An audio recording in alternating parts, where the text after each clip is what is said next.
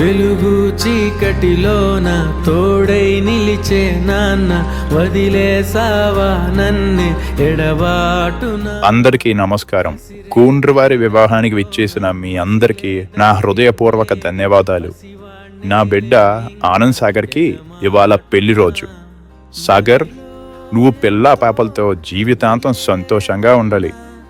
రమ్య, ఆనంద స్వరూప్, కేశవర్ధిని అందరూ బాగున్నారా? కోటిరత్నం, నువ్వెలా ఉన్నావు?